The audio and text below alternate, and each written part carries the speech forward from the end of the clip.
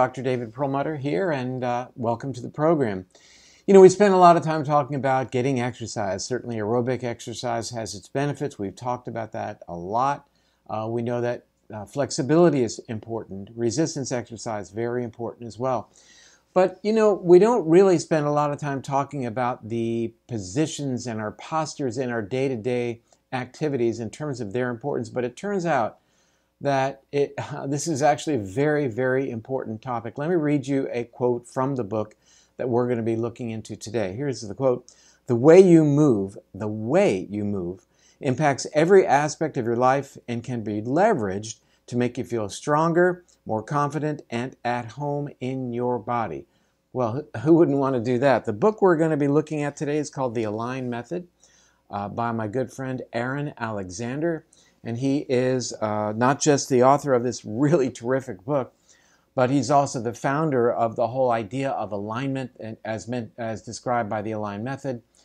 He is an accomplished, what we call manual therapist, and a movement coach, having more than 16 years of professional experience working with, Hollywood A-listers, professional athletes, and a lot of other people as well. He has, on his podcast, interviewed more than 300 of the world's preeminent thought leaders, looking at the physicality as well as the psychology of well-being. And these have appeared on the Align podcast. I would urge you to take a look at that. It's really full of a lot of good information. And again, it brings together a lot of different perspectives on ultimately how it manifests in terms of our health. He has contributed a lot to major media outlets ranging from Entrepreneur Magazine all the way to the perhaps other side of the scale, which is Mind, Body, Green, and can typically be found somewhere in the Pacific Ocean or in Venice Beach on the original Muscle Beach, probably where you'd expect to find him. Again, we'll be talking today about his new book, The Align Method. Let's jump right to it. Aaron, good to see you again, my friend. I'm so grateful to be here, man. Thank you so much for making time. I am really delighted that we had the chance, the three of us, with Austin, our son, to touch bases, connect in LA. That was a lot of fun. Good to see you and enjoy doing your podcast. That said, you got a great book here, and I'm a proud owner of it. I've really spent a lot of time with it. And we're going to jump right in. I want to say that for myself, you know, I do a lot of exercise and stretching, yoga, but there was so much more that looks like from reading your book that I should be doing. And I'm not saying, you know, things I have to add to the program. I don't want people to feel burdened by the fact that you've got all this information, but it's really good information. It's about how we walk, how we sit, what is our position when we're driving a car, and ultimately how that, that plays out in our lives. There's a great quote in your book, and I mentioned it in the intro. I'm going to read it again. The way you move impacts every aspect of your life and can be leveraged to make you feel stronger, more confident, and at home in your body. So the book begins with a little interesting description from you about a time when you weren't necessarily at home in your body. Can you tell us about that and what happened? Yeah, for sure. I think it's still a journey and a process of really feeling spacious and at home in my body. I think that's a big part of the human experience. And so I started off in kind of an interesting place of becoming really obsessed with bodybuilding. And the story that I have around that is that it was almost like a compensation for feeling unstable or unsafe in my home, just because my male figure, my father, he ended up having his own trauma and things to deal with, and made him susceptible to becoming really highly addicted to crack cocaine was the specific thing. And it was a really interesting miracle of an experience for me because it was I think the origin or the original impetus of starting to pay attention to this relationship of how, my environment shifts and then I have this biological structural response. And, now here we are writing books about it. And as an addendum with that, present day, my dad's doing really well and he's like in love and getting married and he's like fully recovered, which is really beautiful. But yeah, I'm so immensely grateful for that experience, because it really was, I think, the seed of all of this. I have to say that there are quite a few interviewees that I come into contact with who have had similar issues in their past. Really demanding issues. I did a podcast recently with a young woman who has a really robust presence on the internet, health related, whose mother had committed suicide, and these events in life, no one is immune to them, and they will shake you to your core. And what do you do with that?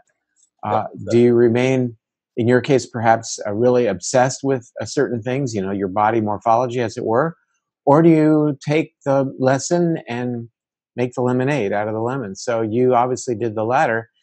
And really, how did you learn all this stuff? Where did you go? What did you do to become so educated as it relates to body dynamics, if we can use that term? I think in large part was just deep interest in repairing myself, which I think most people that have something meaningful to say, that's the seed. It's like, I need to figure this out, or else, the what would come from that would be pretty much disaster. And so I ended up going through all sorts of different injuries, and like joint dislocations and chronic pain, and a sensation of, you could almost call it like anhedonia, or like the sensation of disconnect, where I almost didn't feel emotion for a period. It was very fascinating in retrospect, looking back at it. And that led me into the why in the road was, one, I was like reflecting for a time frame of like ending my life and things, but I wasn't that close to that, but it was definitely like a regular reflection. And the why part with that was becoming more deeply interested in human psychology, and just what's the point of being here in the first place. And so that went into personal training, but then the personal training got bigger into like, why are we in the gym in the first place? Like, what are we doing here? It's not just that you do the exercise. It's like, what gives you that joie de vivre and that perception on life that makes you get up in the morning and want to actually go and do fitness, or go and treat yourself to healthy food or healthy relationships. So that led into going to University of Hawaii to study psychology, and then ended up going to massage school from there, and then Rolfing school, and then various different just vocational schools around manual therapy, and then getting into dance and martial arts and various different movement forms. And now it's this big, strange amalgamation of life experience. And the last 5 years of doing the podcast and getting the opportunity to talk to people like you and all sorts of amazing humans, to have this really interesting kind of like full circle perspective, I think, on fitness that is, I think, it's not so common to see fitness from that lens of everything is associated. More often we focus on fitness as like gym time. And I'm way more interested in fitness as like who you are as a person and how you inhabit yourself. Well, I mean, to play on, follow up on what we were talking about, there's a great quote in your book, and I think you had mentioned before to me that you're attributing it to somebody else, that physical awareness is the first step in releasing the tyranny of the past. Great words. But I think, this idea that we store our past traumatic experiences in our physical bodies. I mean, we're always talking about, what are the psychological changes that we experience, the engrams that are put down early in life, how do they influence us later in life? But there's a strong physicality to that experience as well that you bring out. And, it wasn't lost on me, moving through your book, that was a bit of a recurrent theme, that we store our early life traumas in our physical beings, and these traumas really affect us, who we are physically. And then beyond that, how we carry ourselves helps to influence, for example, what we think about what we're saying. I think there was one description there about people who adopt a certain posture are either more or less likely to believe their own words, in comparison to being in a different posture. Walk us through how important that is, how influential that is in terms of, our day-to-day lives. Yeah. Well, so just think about a time in your past or maybe present where you felt sad, would be one potential emotion that we could feel. And it's easy to think that that emotion manifests itself in between our ears. You're like, cool, I'm sad. I'm like sad in my head. It's like my temporal lobe or my cerebral cortex. I think it's sad. It's like, in order for you to actually truly experience an emotion, I get into the work of William James, who's like considered the father of modern psychology. His perspective on that was that we actually move ourselves into emotion. In the book, we have a mindfulness chapter where we go the other end, where we're looking more from the top down, that our mind does move our body. But then the first chapter, we go from the bottom up, like the body moves the mind. I think it toggles between the two because I think they're one and the same. But if you just think of a time that you felt sad or maybe shy or scared, really like method act yourself into that state. If you do that, if you're a good actor, then your shoulders will shift, and maybe the carriage of your chest and your breathing might change. If you're scared, it might go up more into this clavicular territory and start leaving that deep, low diaphragmatic breath and more kind of go into this fast might come into your breath. You might have an emphasis on the inhalation, which activates more of that sympathetic side of the nervous system, and a de-emphasis on that exhalation, which is more that calming side of the nervous system, that parasympathetic side. And so if you want to act yourself into a certain state, you will need to manually, mechanically move yourself into that state to truly feel it. And when we think of that from, a perspective from like a neurolinguistic programming, NLP, where it's like if you can anchor yourself to certain states through something like, for example, sound or music, which we have a chapter in the book all about that as well. Before you go in a public speaking thing or do a podcast or something that you really care about, you might put a certain song on that puts you into that state because you've anchored that collection of sounds is an indication to my physiology that it's time to go. Well, we do the exact same thing with our postural patterns. So when I put my shoulders down and my head goes forward and my knees drop in valgously and my feet collapse and I have this collapse through the whole body, that's an indication that I'm defeated, I'm defending, I'm sad, I'm compressed, I'm pulled down, but the world is heavy. So we've tied that in throughout at least our lifetime. I would suggest it's beyond our lifetime even. And then the opposite is true with, method act yourself into feeling confident, feeling creative, feeling expansive, feeling strong, feeling like you're like, you know what? Like I don't have, there's no reason to be concerned about other people's judgment. I'm comfortable. I'm at home in my body. I feel home here.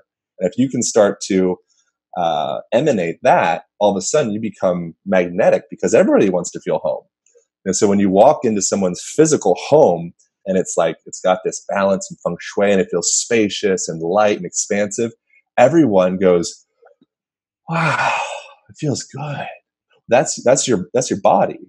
So we can start to play with those relationships.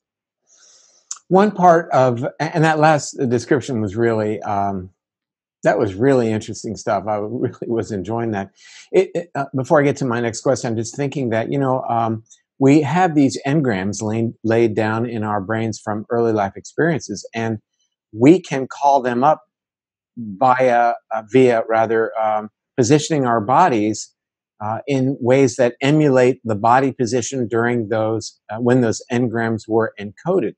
We're not consciously aware of those engrams. Nonetheless, they influence us quite dramatically in terms of emotionality that may be tied into something that triggered the engram, a voice, a smell, something that you may see. There was some really interesting description in the book about the relationship between muscle and positioning and our hormonal system. And specifically, let's talk about these individually. Let's talk about testosterone and then cortisol individually, how muscle activation and positioning might influence levels, for example, of these important hormones. Yeah. So some of the research that we had in there was really popular research from Amy Cuddy, who is a professor in Harvard, and she has the second most popular TED Talk in history as of now. And it's all about these power poses. So in the book, we refer to it as like the aligned standing position or the aligned archetype, which is upright. Essentially, we just described with being confident. What she found was that people, they would do saliva samples And they found that people just being in those positions for just a couple of minutes would actually change their levels of testosterone. Testosterone would increase when they're in this strong, confident position. And then the cortisol, a commonly known stress hormone, would end up decreasing because, again, we're tying back into that anchored state of like feeling pretty good. So your hormones follow suit with that. Then the inverse would happen when we go into what in the book we refer to as the mopey archetype. And then all the archetypes, we tie personality traits and then how we can start to work with that body from beyond just an exercise perspective, but also a lifestyle perspective. And she would find the inverse would happen when they go into that collapsed position. Since then, there's been various research like refuting her, and then she comes back refuting it. What's really hard to refute is that your physical postural patterns alter the way that you think and the way that you feel and the way that you show up in the world. So that's... Wait, let me slow you down. You need to say that again. The way that you feel, the way that you think, and the way that you show up in the world based on how you choose to hold your body. That's correct. Yeah. So every time, and that gets back to what you started off with, which is we're sending messages to ourselves of who we are. So when you look into your cabinet, looking at it from like a brain perspective or like a nutritional perspective, you open up your fridge, you say, "Oh, I'm like a kale kind of guy, and I'm like organic meats and organic this and that. Like, wow, like it's bright colors. Like this is who I am. I'm like a healthy. It's organized. I look at my house like, yeah, I'm like an organized. I'm like an upright kind of citizen in this world." Same thing happens when you look at your postural patterns. When you get up in the morning and you go and look at yourself in the mirror, there's a moment where you're like, this is who I am. Well, it's the same thing happens even without the mirror. It's something in the book we say is that your cells don't have eyes, but they can feel you. So they know where you're at. And there's a fancy term called mechanotransduction, which is the chemical stimuli that manifests as a product of your physical movement. So as you're going through and moving and twisting and turning and pulling and compressing and opening those tissues in your body, there's a whole cascade of chemicals that end up being released through that system to kind of follow suit with what you're doing. So that the analogy that we use in there, and I'll wrap this up, is kind of thinking of your tissue almost as though like a pizza maker. So if a pizza maker is throwing dough, they're not going to just kind of squeeze and compress one side of the dough and forget about the whole rest of the pie. They're going to go through and they're going to pull and twist and knead and turn and open, and that's how you have healthy dough. It's like very similar with the way that you have healthy tissue and neurological tissue as well, because movement's all tied into your brain function. Well, it's directly related. I mean, cortisol, when it is acutely or persistently lower level elevated, is really kind of devastating for the brain. It threatens neuroplasticity, so our ability to make new connections. It threatens the growth of new brain cells.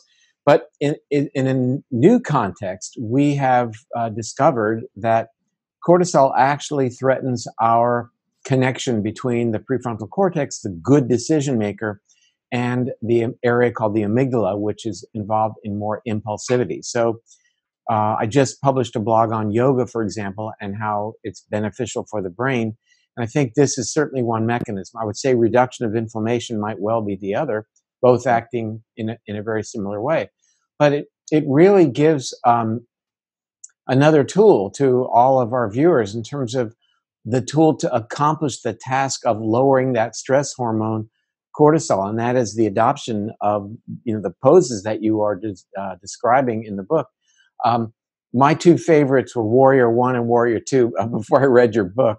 And now I know there's a lot more to do. But to me, those were power poses, especially the beginning of those poses. And then the stretch once you lean over and raise your arm up to the sky and all that. But I think just the fact that you are doing something, feeling constructive and positive goes a long way as well. But, I want to just emphasize that so much of what your book is doing, though it's not necessarily always in the text correlated, is working on some major mechanisms to reduce inflammation and reduce cortisol, both of which build a better brain, which fosters then better decision making so that you'll continue to do these exercises, eat better foods, pay attention to your sleep, reduce your stress, all the things that we know are good for us. So interesting that we can demonstrate through the way we hold ourselves, what we think of ourselves. And there was an interesting description in the book about, uh, I think it was people who were convicted of violent crimes were able to pick out the vulnerable people from a crowd, and they all agreed who was vulnerable within a few seconds based on how these people walk, for example. Yeah. Yeah. And so it's as we're going through and all of the relations of activating the amygdala and increasing stress hormones and all of that, these postural ties are connected to that. And that will create this whole sequela of issues because if you're in that contracted, compressed defensive state, then you make more reactionary decisions on a momentary level. And then people are also perceiving that from you, which kind of depends. You know, you might be more anxious with your body type, which is another one of the archetypes, which will kind of send, because we're always attuning and connecting to each other to create rapport, that will kind of create this almost cloud of anxiety in the room. You know, if you're in that more defensive or defeated place, you're more open to parasites. You know, parasites in the form, in this case, of people trying to steal energy from you in the form of like Well, that is fallen. really super interesting. In other words, I would say that we pick up then subliminal um, inferences that people are fearful and vulnerable, Yep. and people take advantage of that to, I'm just going to say, maybe to manipulate somebody, not necessarily to physically accost them and steal their wallet, but to manipulate them. And yet, if you hold your head high, force yourself to adopt a, let's say, a more powerful position, Yeah. an empowered position, I think the world around you picks up on that, and perhaps might be less likely to think that you can be taken advantage of. Completely. And so that's just so I'm intentionally using the language of parasite because that's like the symptom, the outward expression of someone stealing from you, stealing energy from you. And if you put yourself in that place, like look in an animal in nature, if there's a strong, robust mountain lion or human, or, as a pack of humans, a group of people, a ant bear, mountain lion, whatever it may be, doesn't really want to mess with that because they don't want to injure themselves in the process of gathering energy.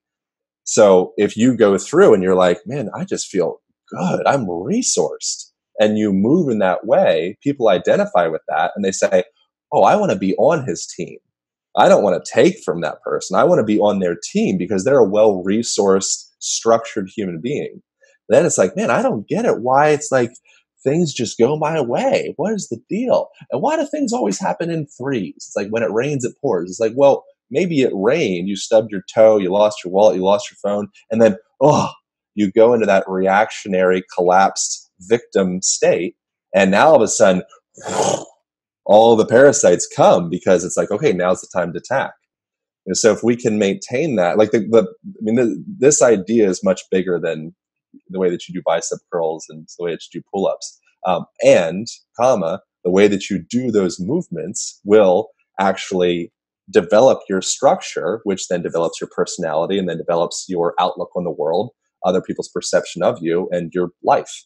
Very interesting. Well, this is what we describe as being a feed-forward cycle. The more you make good food choices, the less inflammation you have. The less inflammation you have, the more good food choices you will make. So this is the same thing. It's saying to yourself, I'm going to read your book and I'm going to do what he says. And that's going to feed forward into doing more things that are constructive and good for me.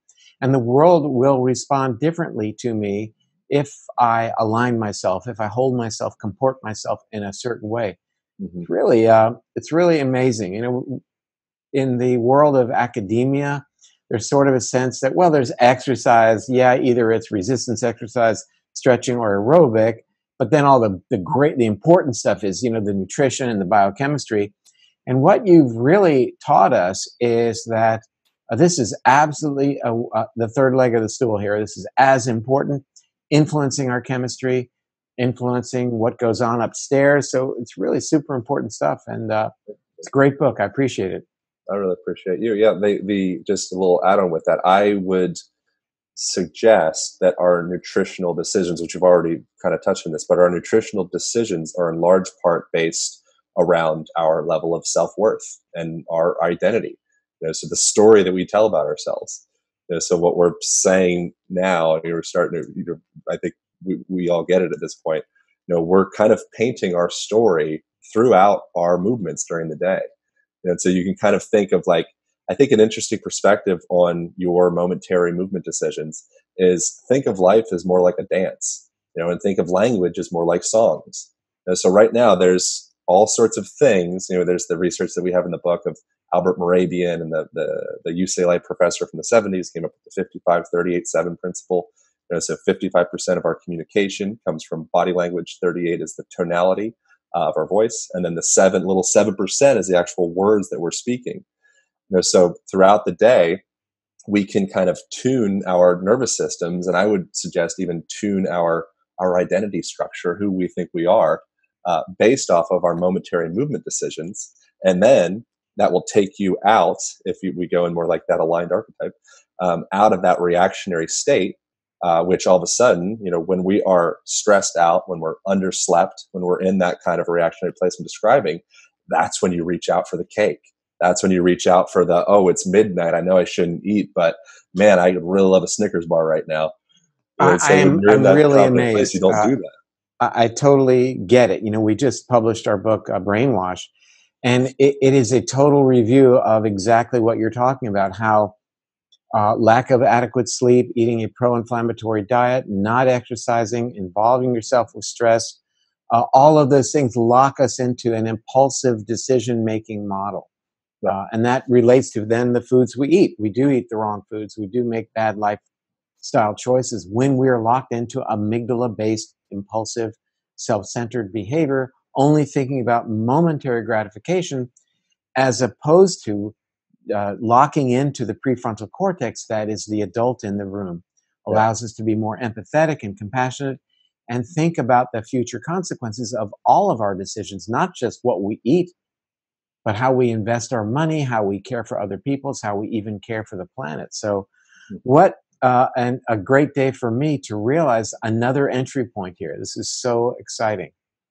I really appreciate that. Yeah, when you are in that place of being I think the interesting thing is oftentimes we, in conversations like this, that we end up attacking modern culture, and it's like, we need to romanticize hunter-gatherers and developing countries and all this. It's like everything's okay except for us. It's like we're great as well, and underneath all of this stuff, like modern culture really is at a structurally, that's tied to everything else, disadvantage, because our work is kind of going into computers and into cell phones and sitting and hunching over into these postural positions.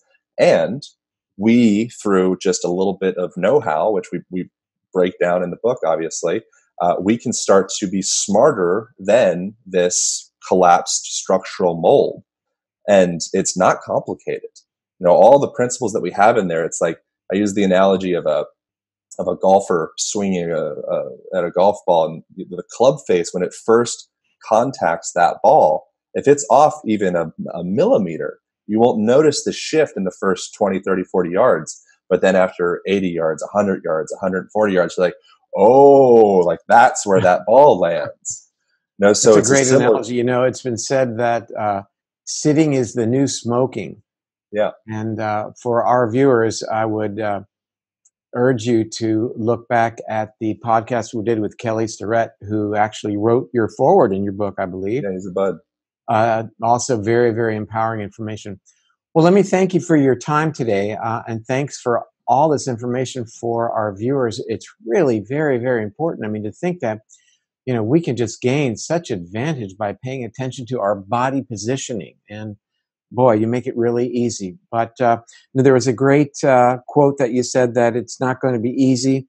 It takes a little aspects of the program that did not seem normal or comfortable. I wrote that down because, I don't want to say no pain, no gain, but it'd be easy to sit on the couch all day. And so it takes a little bit of work to use the tension band that you provide or that's available. Give me that website again for the band. Yeah, so it's on alignband.com is where you get the instructional videos, which is all free. And then you can find it on my website, alignpodcast.com or Amazon. It's out there in the world. Great. And with any luck at all, what you just said is going to appear on the bottom of the screen, hint, Woo! hint, Oh, great. digitally. All right, my friend. Hope to see you soon. All the best, and thank you again. Thanks. Yeah, and I would recommend people jump over and check out my conversation that I released with you on a Line podcast. We just released it like a couple weeks ago, and I've had just so many people saying how moving it was to them because we got into things that I wasn't anticipating us getting into, but I really appreciated your vulnerability, and it was like it was such a Well, beautiful conversation. it's I'm in the meaning part of life now. Yeah, And I think I am too. but I'm wondering who shouldn't be in the meaning part of life. Yeah, That's right. what it's all about. All right, all the best. Thank you. Well, wasn't that some really heartfelt information, some very good information? All about how we carry ourselves, how we think about our movement, our positioning, and how we can accentuate the good parts of that and really get more from our bodies than perhaps we may be getting now. So again, the Align Method, Aaron Alexander, terrific guy. Hope you enjoyed the program. I'm Dr. David Perlmutter, and we'll see you back here real soon. Bye for now.